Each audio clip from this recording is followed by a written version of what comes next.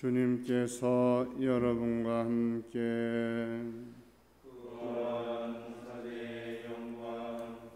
루카가 전한 거룩한 복음입니다.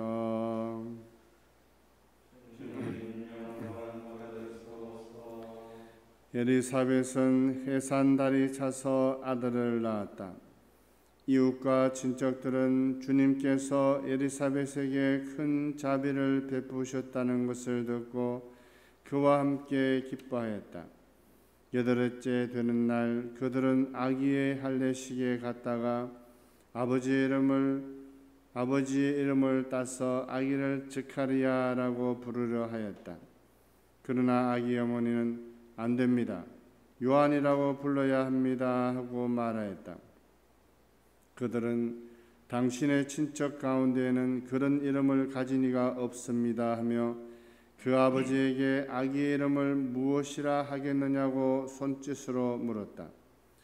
즈카리아는 글 쓰는 판을 달라고 하여 그의 이름은 요한이라고 썼다. 그러자 모두 놀라워하였다. 그때 즈카리아는 즉시 입이 열리고 혀가 풀려 말을 하기 시작하면서 하느님을 찬미하였다. 그리하여 이웃이 모두 두려움에 휩싸였다. 그리고 이 모든 일이 유다의 온 산악 지방에서 화제가 되었다.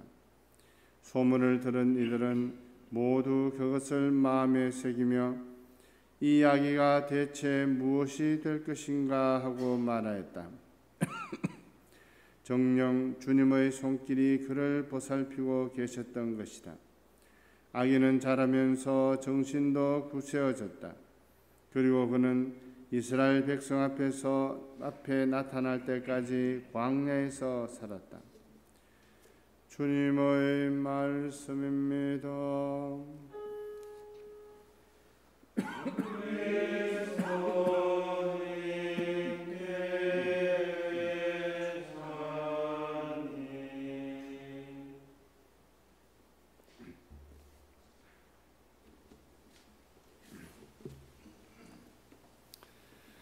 오늘 봉독한 일독서 이사야서는 마치 세리자 요한에 대해서 예언하는 것 같지만 실제는 메시아인 예수님에 관해서 예언하는 것입니다.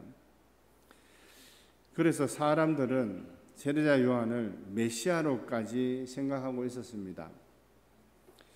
그는 출생부터 평범하지 않았습니다. 아이를 낳는다는 것은 거의 불가능한 나이 많은 어머니에게서 태어났고 아버지는 그러한 사실을 의심하다가 세리자 요한이 태어난 날 아기 이름을 자신의 이름을 따지 않고 요한이라고 쓰면서 입이 풀려 말을 하게 되는 신비로운 일이 있기도 했습니다. 이렇게 비범하고 뛰어난 세리자 요한은 자신을 축켜 세우지 않고 겸손하게 낮추면서 자신의 뒤에 오실 주님이신 예수님의 길을 닦고 준비합니다.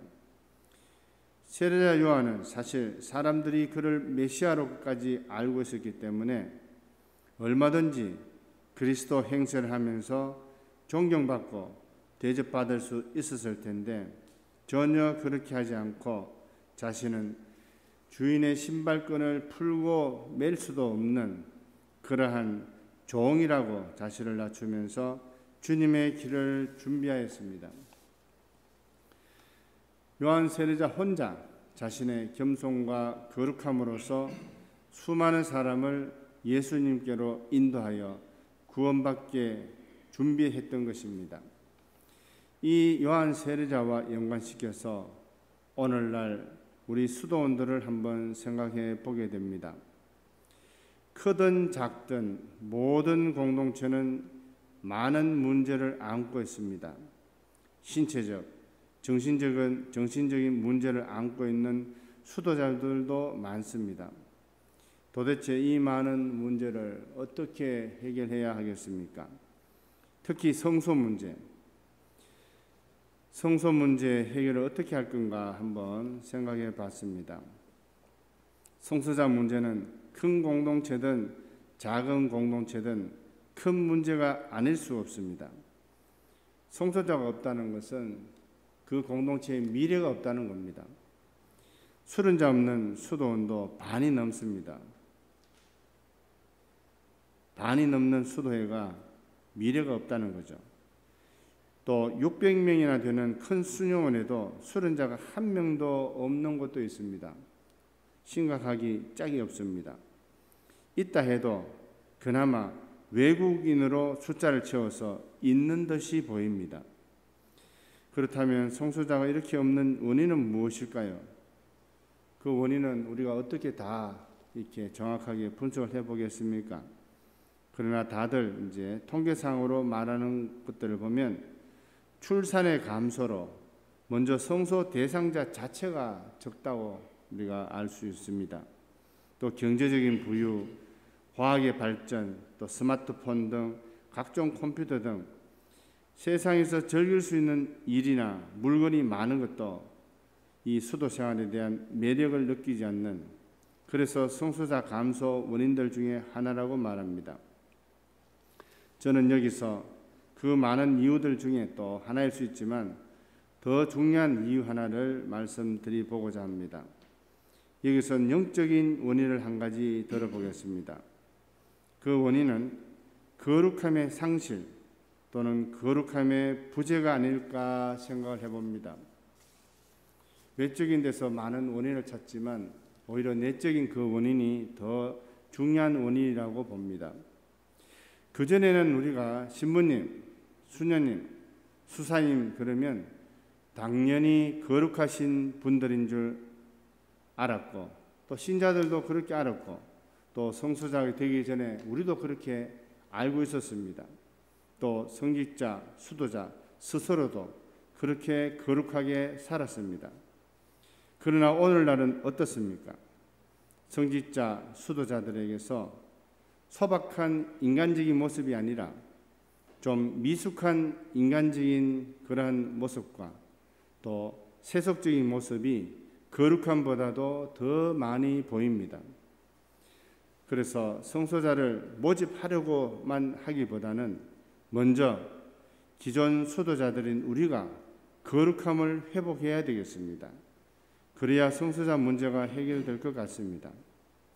세례자 요한 한 명이 수많은 사람에게 세례를 베풀면서 주님께로 구원의 그 길을 인도하였습니다.